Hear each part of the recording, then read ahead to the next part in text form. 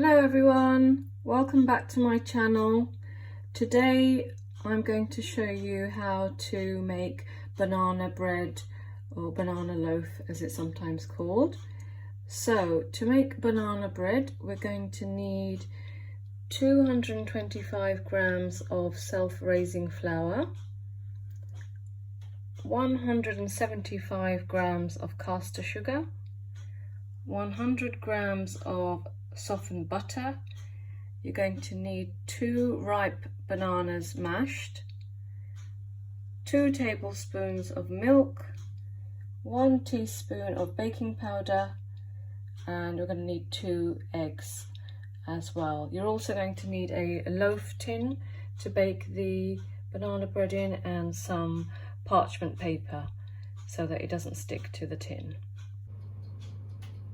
So I've just mixed all the ingredients together with an electric whisk, and it should look something like this, nicely mixed together.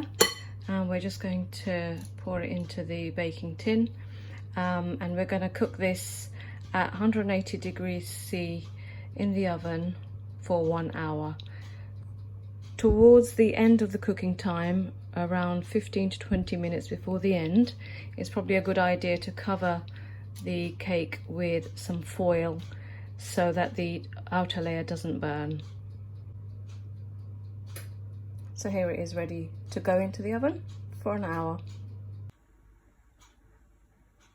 So the banana bread is ready to serve. I'm just going to slice it up and it'll be ready to eat.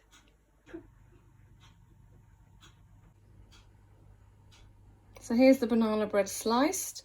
It's delicious spread with butter or margarine, or it's delicious on its own with a nice cup of tea. I hope you enjoyed the video. If you did, please give it a thumbs up and subscribe for more. If you have any suggestions for further videos or any recipes you'd like me to make, please let me know in the comments below. Thank you for watching. Bye.